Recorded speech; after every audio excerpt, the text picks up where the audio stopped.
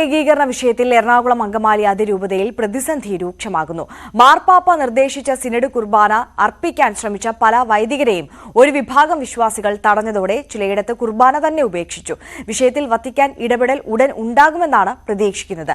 Dani Paul കൊച്ചിയിൽ നിന്ന് നമുക്കൊപ്പം ചേരുകയാണ്. Dani, good morning. ഈ സിനഡ് കുർബാന, ഏകീകൃത കുർബാനയുമായി ബന്ധപ്പെട്ട തർക്കങ്ങൾ, അത് വത്തിക്കാൻ പലതവണ ഈ വിഷയത്തിൽ ഇടപെട്ടു.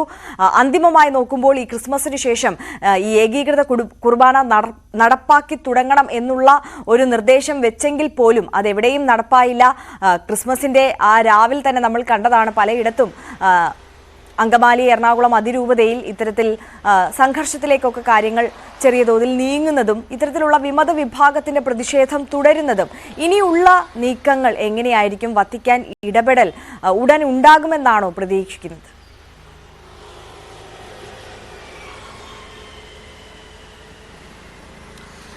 Arya, good morning. കുർബാന ഏകീകരണ വിഷയത്തിൽ ക്രിസ്തുമസിന് ശേഷം സ്ഥിതിഗതികൾ കുറച്ചുകൂടി സങ്കീർണമാകുന്നു എന്നൊരു കാഴ്ചയാണ് നമുക്ക് ഉള്ളത്. കാരണം കഴിഞ്ഞ കുറച്ച് ദിവസങ്ങളിലായി, ക്രിസ്മസിന് ശേഷമുള്ള ഇതുവരെയുള്ള ദിവസങ്ങളിൽ ഏതെങ്കിലും എല്ലാം പള്ളിയിൽ, എറണാകുളം അങ്കമാലി അതിരൂപതയുടെ കീഴിലുള്ള പള്ളികളിൽ വിഷയങ്ങൾ ഉണ്ടാകുന്നുണ്ട്. ഇന്നലെ ചുണങ്ങംവേലി പള്ളിയിൽ ഇത് സമാനമായ രീതിയിൽ തന്നെ സംഭവിച്ചു. വൈദികർ സിനഡ് കുർബാന ചൊല്ലുന്നതിന്, ഏകീകൃത കുർബാന ചൊല്ലുന്നതിന് മുന്നോട്ട് വരുന്നു. ഒരു വിഭാഗം വിശ്വാസികൾ പ്രതിഷേധമുണ്ടാക്കുന്നത് പാടില്ല എന്ന് പറയുന്നു. അല്ലെങ്കിൽ വൈദികർ ജനാഭിമുഖ കുർബാന ചൊല്ലുന്നു, അത് പറ്റില്ല എന്ന് പറഞ്ഞുകൊണ്ട് സിനഡ് കുർബാനയെ അംഗീകരിക്കുന്നവർ മുന്നോട്ട് വരുന്നു. ഇങ്ങനെ ഈ ഇരു വിഭാഗങ്ങളും തമ്മിൽ പള്ളിക്കകത്ത് പ്രശ്നങ്ങൾ ഉണ്ടാകുന്നത് ഇപ്പോൾ സാധാരണമായിക്കൊണ്ടിരിക്കുന്നു. അതിൽ പോലീസ് പള്ളിക്കകത്ത് കയറി കാര്യങ്ങൾ നിയന്ത്രിക്കുന്ന ഒരവസ്ഥയിലേക്ക് വരുന്നു. അതിൽ എതിർക്കുന്ന ന്യൂനപക്ഷം അത് ഏതാണോ അവരെ മാറ്റിക്കൊണ്ട് കുർബാന ഏത് രീതിയിൽ ചൊല്ലണം എന്ന രീതിയിലേക്ക് കാര്യങ്ങൾ ക്രമപ്പെടുത്തുന്നു. അങ്ങനെ പള്ളിക്കകത്ത വിഷയങ്ങൾ കൂടുതലായിട്ട് തന്നെ ഉണ്ടാകുന്നു. കഴിഞ്ഞ ദിവസം മറ്റൊരിടത്ത് പറവൂരിൽ ഒരു വൈദികൻ പരസ്യമായിട്ട് തന്നെ പ്രഖ്യാപിക്കുന്നു, സിനഡ് കുർബാന അർപ്പിക്കാൻ കഴിയാത്തത് കൊണ്ട് ഇനി മുതൽ ഇവിടെ കുർബാന ഉണ്ടാകില്ല എന്ന് പറയുന്ന രീതിയിലേക്ക് വരുന്നു. അങ്ങനെ എറണാകുളം അങ്കമാലി അതിരൂപതയിൽ വ്യാപകമായ രീതിയിൽ തന്നെ കുർബാന വിഷയത്തിൽ വലിയ രീതിയിലുള്ള വിഷയങ്ങൾ കടന്നു വരികയാണ്. ഇതിൽ ഒരു അന്തിമ തീരുമാനം എന്നത്, പലപ്പോഴും തീരുമാനങ്ങൾ ഉണ്ടാകുമെങ്കിലും അത് അന്തിമമാകുന്നില്ല.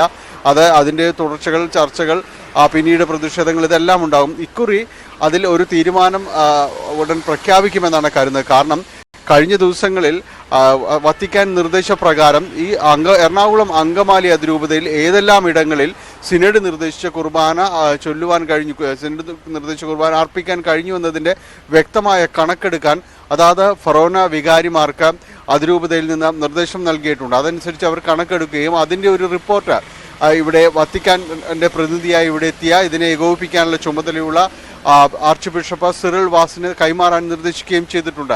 അത് ഈ ദിവസങ്ങളിൽ ഉണ്ടാകും. ഒപ്പം തന്നെയും ഈ അടുത്ത ദിവസങ്ങളിൽ തന്നെയാണ് സിറിൾ വാസിൽ ഇവിടുത്തെ കാര്യങ്ങൾ ഈ റിപ്പോർട്ടിൻ്റെ എല്ലാം തന്നെ അടിസ്ഥാനത്തിൽ മാർപ്പാപ്പയെ തന്നെ നേരിട്ട് ധരിപ്പിക്കുകയും ചെയ്യുന്നത്. ഇതിനുശേഷം ഇവിടെ നിന്ന് എന്താണ് ഇനിയുള്ള നടപടികൾ എന്നത് സംബന്ധിച്ച ഒരു തീരുമാനം ഉണ്ടാകുമെന്നതാണ് അറിയാനായി സാധിക്കുന്നത്. അപ്പോഴും നിലനിൽക്കുന്ന ചോദ്യം, ആ തീരുമാനത്തെയും അംഗീകരിക്കുമോ അതോ അവഗണിച്ചുകൊണ്ട് നേരത്തെ പലപ്പോഴും എന്ന പോലെ വിമത വിഭാഗവും വൈദികരും മുന്നോട്ട് പോകുമോ എന്നതാണ്. അതുകൊണ്ട് ഇനിയുള്ള തീരുമാനം എന്താണ് എന്നതാണ് അറിയാനുള്ളത്. വൈദികർക്കെതിരെ അടക്കം നടപടികൾ ഉണ്ടാകാനുള്ള സാധ്യത ഔദ്യോഗിക വിഭാഗം ചൂണ്ടിക്കാണിക്കുന്നുണ്ട്. അത് സഭയിൽ ദൂരവ്യാപക പ്രത്യാഘാതങ്ങൾ ഉണ്ടാക്കുമെന്ന് ഇവർ പറയുകയും ചെയ്തു, വിമതപക്ഷം പറയുകയും ചെയ്യുന്നു. എന്നാലും സങ്കീർണതകളുടെ നൂൽപ്പാലത്തിലൂടെ തന്നെയാണ് എറണാകുളം അങ്കമാലി അതിരൂപത കുർബാന വിഷയത്തിൽ കടന്നു പോകുന്നത്. ഡാനി, ഒരു സംശയം, ഈ വിമത വിഭാഗത്തെ അനുനയിപ്പിക്കാനുള്ള ശ്രമങ്ങളൊന്നും നടക്കുന്നില്ലേ? ഈ വത്തിക്കാനിൽ നിന്നുള്ള പ്രതിനിധി വന്നതിന് ശേഷം ഈ വിമത വിഭാഗത്തെ കാണുകയോ ഈ വിമത വിഭാഗത്തിനൊപ്പമുള്ള വൈദികരുമായി സംസാരിക്കുക, അങ്ങനെ എന്തെങ്കിലും ഉണ്ടായിട്ടുണ്ടോ?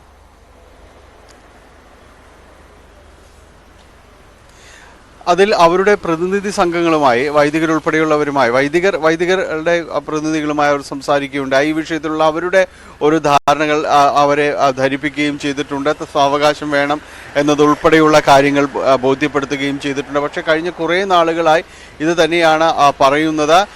പലരും ചൂണ്ടിക്കാണിക്കുന്നത് പോലെ ഈ കർദിനാൾ ജോർജ് ആലഞ്ചേരി ഉൾപ്പെടെയുള്ളവരുമായിട്ടുള്ള ചില തർക്കങ്ങൾ, കാര്യങ്ങളെല്ലാം ഉണ്ടായിരുന്നു. പലപ്പോഴും അദ്ദേഹം ആരോപണ വിധേയനായ പല വിഷയങ്ങളിലും വരികയും ചെയ്തിരുന്നു. ഒടുവിൽ അദ്ദേഹം രാജിവെക്കുകയും അദ്ദേഹം ഈ സ്ഥാനത്ത് നിന്ന് മാറുകയും ചെയ്തിരുന്നു.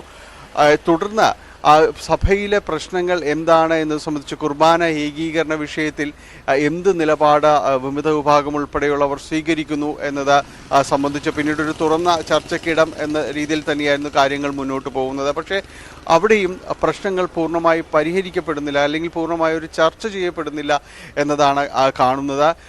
ഈ വത്തിക്കാൻ നിർദ്ദേശിച്ച കുർബാന ക്രമം അത് ക്രിസ്തുമസ് രാത്രി മുതൽ നിശ്ചയമായും നടപ്പിൽ വരുത്തേണ്ടതാണ്. നേരത്തെ തന്നെയും ഇത് സംബന്ധിച്ച ഉത്തരവുകളുണ്ടായിരുന്നു. അതുകൊണ്ട് ഇനി മുതൽ ആ സിനഡ് കുർബാന മാത്രമായിരിക്കും എന്നത് പറയുകയും ചെയ്യുന്നു.